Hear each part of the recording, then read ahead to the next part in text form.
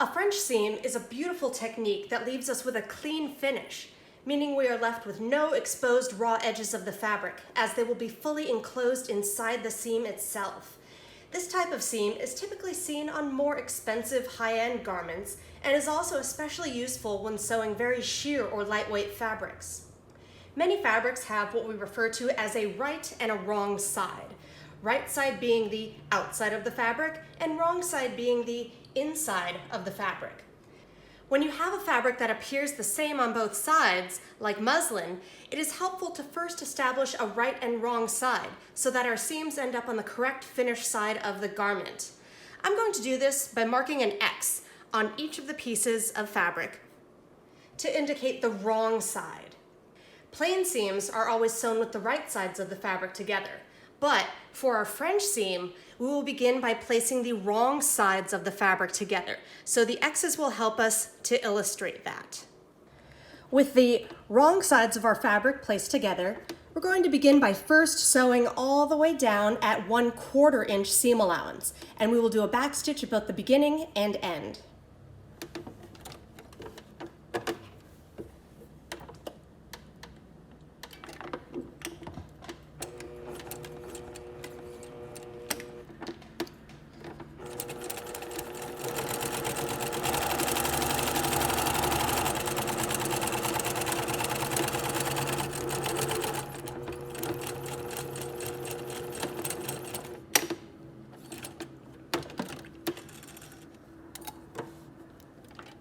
After trimming your stray threads off the beginning and end of your seam, you're next going to take your fabric shears and trim half of that seam allowance away. So we're basically cutting this excess down to about 1/8 of an inch. We do this because ultimately we're going to be folding the fabric backwards onto itself and stitching again. Trimming this excess away helps to ensure that we don't have any little stray thread bits poking out from the inside of our finished seam. Before we sew the second portion of our seam, we'll want to press it in that direction. First, you want to take the iron and just gently run it over the top of the stitches. Then open your sample up so that the seam allowance is on the underside. Use your fingertips to first do a finger press so that you're pushing all the seam allowance to one side or the other. You just want to be sure that it's not flipped back and forth or mushed up underneath. We just want all of our seam allowance going off to one side. And then use your iron to run it right over the top to help it set, being sure that you're getting deep into the stitches and that you don't have any extra little folds held in place. Then, fold your fabric back onto itself so that your seam allowance will now be inside the two pieces of fabric, and roll your seam so that the actual stitch line is sitting right at the edge.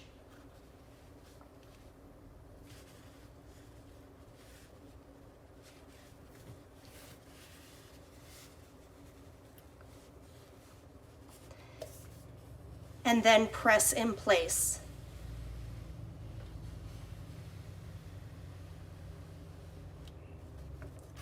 After pressing, take a look at the end of your seam and be sure that the stitches are rolled right to the edge of it.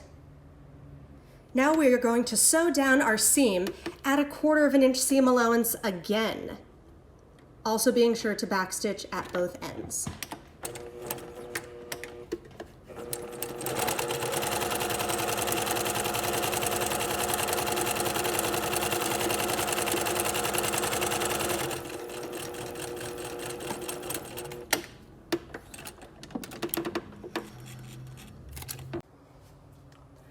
We'll want to give our seam a final press by first pressing over the top,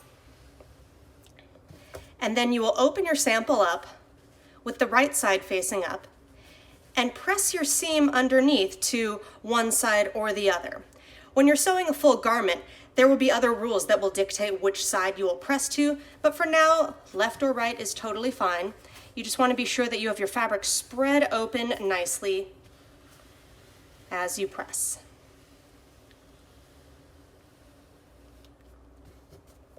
Your finished seam should look nice and clean from the right side as well as When you flip it over and look at the wrong side with your seam allowance, there will be no raw edges anywhere to be found.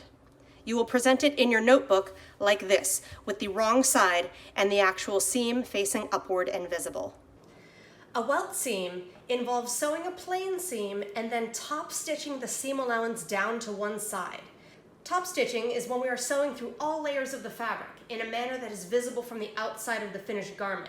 Hence the term top stitching, because we are stitching on top of everything. This helps provide a stronger, more durable seam, as well as a decorative finish from the outside of the garment through the use of contrasting thread colors. You'll commonly see these on princess or yoke seams of a shirt, as well as on jeans. We'll begin by first indicating the wrong side of our fabric pieces.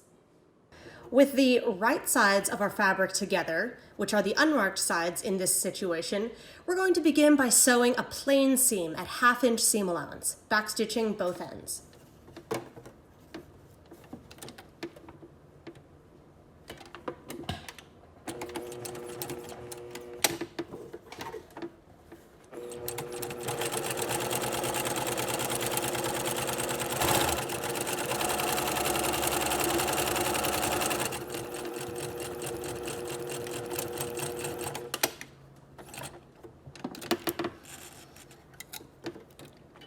Next, press your seam, first over the top, and then you'll open your fabric up, and from the right side, press your seam allowance to one side or the other.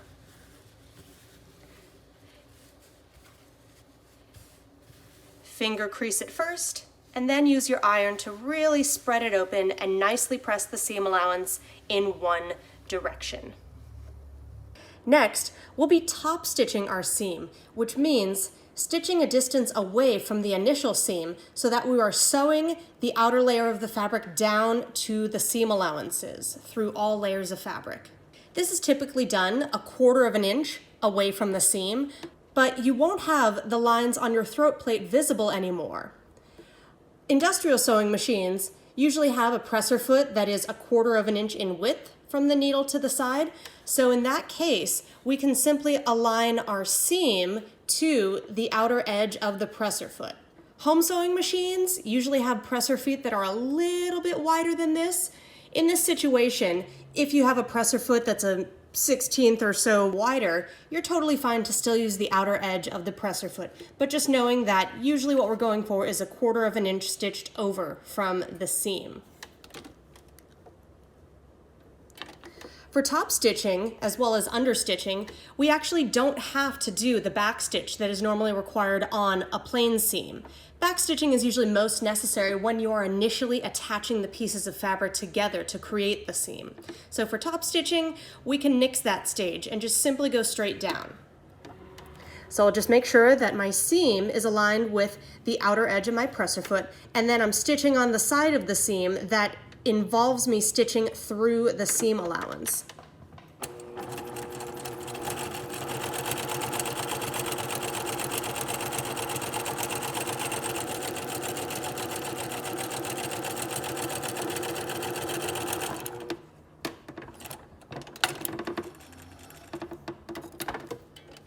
When finished, give your seam a final press,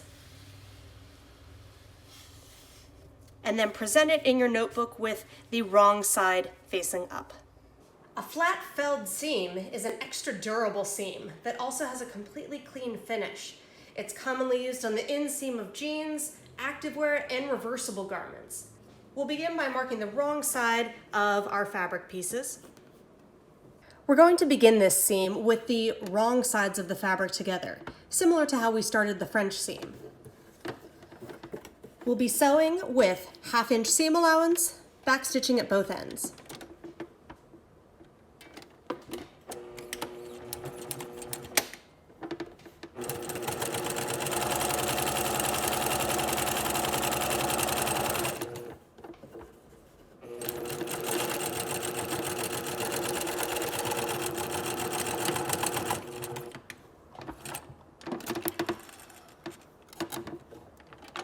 Next, we're going to be trimming our seam allowance, but not all the way through both of these layers.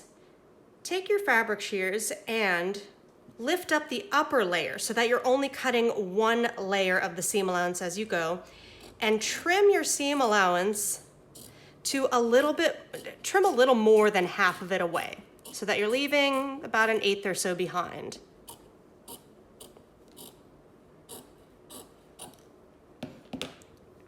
See how we've only trimmed one layer and the other piece is left fully intact at that original 1/2" seam allowance. After trimming one of the seam allowances down, we're going to be pressing both pieces of the seam allowance towards the side that you trimmed. So if I look right here, I could see, here's my little 1/8 inch that I have left behind. This is the layer that was cut. So the whole thing is going to get pressed towards that side.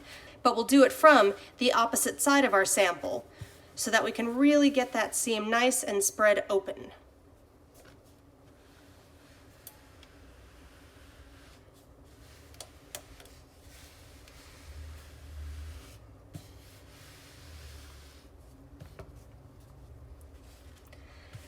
Flip your sample over and you should see that the fully intact 1/2" piece of seam allowance is on top and the skinnier piece is hidden underneath. What we're going to be doing is taking the larger edge of the seam allowance and tucking it under and in. We want to tuck that edge all the way in to where our stitch line is and press it in place with the iron. So do it section by section, just get a little bit tucked under and kind of chase your hands with the iron. Tuck it under and press. Make sure you have it tucked all the way under and deep as far as it can go.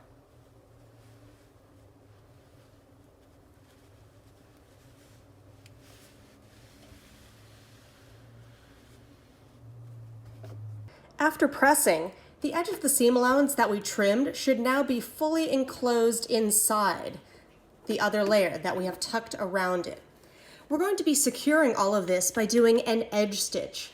We call it edge stitching whenever you're stitching about 1/16 inch away from whatever your reference point is. Sometimes that means stitching 1/16 over from the seam. In this case, we'll be stitching 1/16 away from our fold to really seal it down along the open edge. To space your edge stitching, the best way is usually to look for the inside edge of your presser foot and use that as a guide. If I align the fold of the fabric with this inside edge of the presser foot, my needle is about 1/16 inch over from that point, and that will give me a perfect edge stitch. So I'll line it up right here. And just like when we top stitched our welt seam, no back stitch is necessary for this stage. So I'm just going to come forward and be stitching 1/16 inch over from my fold.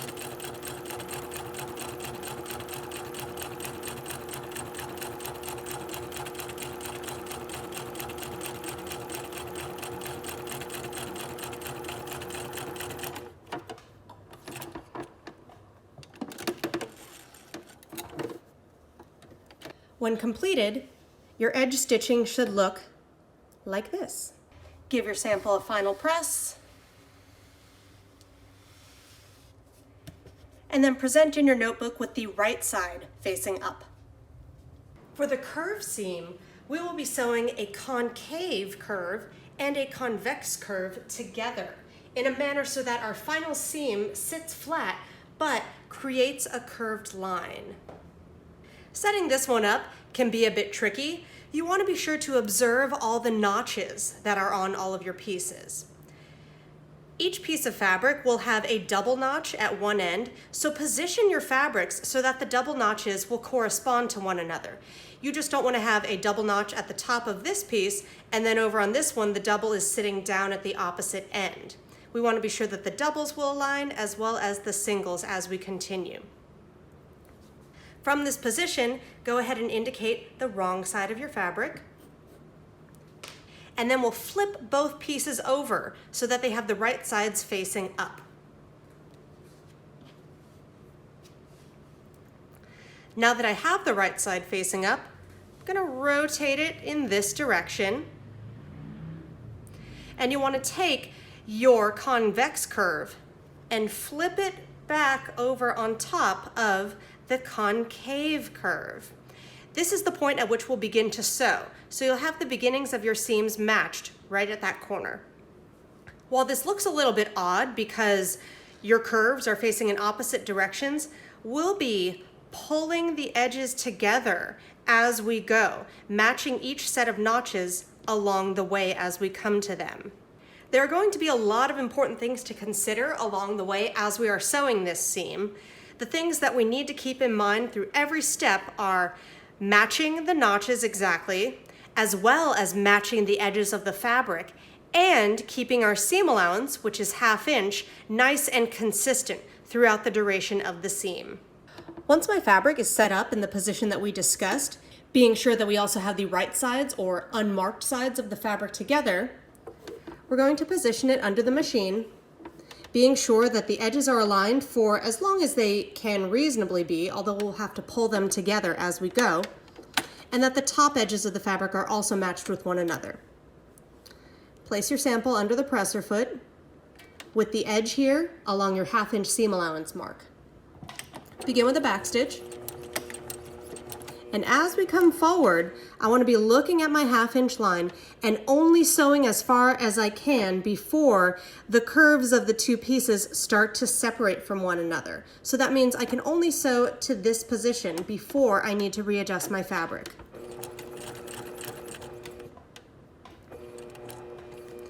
Once I'm here, I now need to, section by section, pull the edges of the fabric together. You don't want to be stretching anything as you go, but your lower layer, which is the one with the concave curve, you can sort of bend it into a straight line as you feed it into the machine. You don't want your fabric angling off this way or way over here, so instead take the lower layer and just for the first inch or two in front of where you're sewing, have it bent into a straight line. And then you'll take the piece of fabric on top and make sure your notches are exactly matched. When you do this, the layer on top, which is the convex curve, you're going to see a little bit of excess rippling of fabric at the edge. That's because the edge of the fabric, where the seam allowance is a slightly larger measurement than the concave curve underneath. But along the actual seam line where we're sewing, they are truly the same measurement as one another. So as you sew a 1/2 inch inward, we want to not be catching any folds in our actual stitch line. So with my notches held firmly together and the edges of my fabric matched up, I can now sew a little bit further until I'm at that first notch. And then we'll continue repeating this process section by section as we work our way down.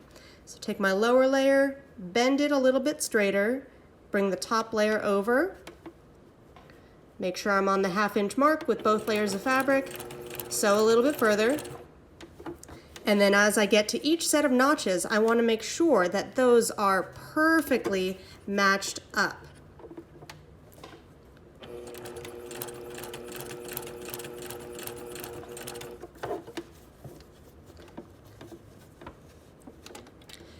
As long as your needle is down in your fabric to hold your place, you can also raise the presser foot if you ever need to gently pivot your fabric, or if that will help you to bring the upper layer over further. As we can see, it's getting a little crazy here, but it should all turn out right in the end, so long as you just take it bit by bit.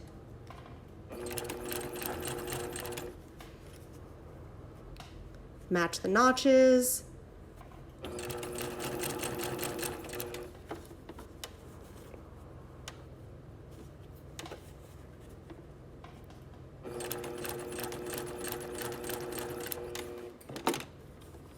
Here's my set of double notches down at the bottom, so I'll make sure those are also aligned with one another.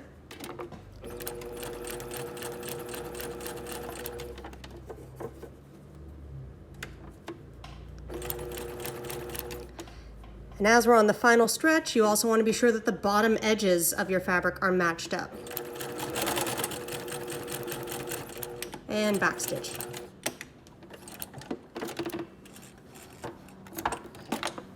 After our seam is sewn, we'll be pressing the seam allowances toward the convex curved piece. You can see that it already kind of naturally wants to go in that direction, but if you look at it from the edge, there's a lot of excess rippling in here. There's some excess fabric that we want to maybe trim away a bit. This will help our seam to sit a little bit flatter when we press it.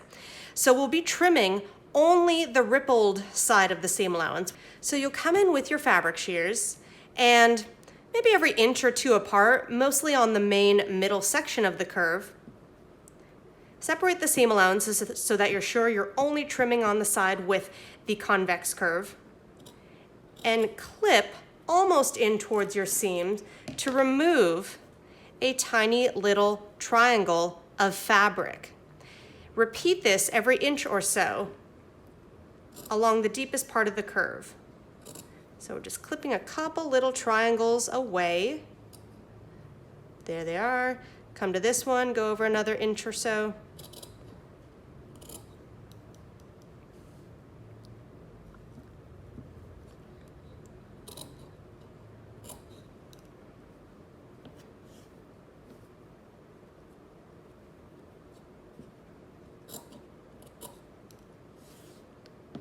Maybe one more right up here. Okay. Now that we've done that, our seam will sit a little bit more smoothly as we go to press it. After trimming the excess fabric away, you'll want to press your seam. Have the right side facing up. Your seam allowance will naturally be going towards the side of the convex curve. And while pulling your seam open to get right up to the stitch line, you'll just press right over the top of everything.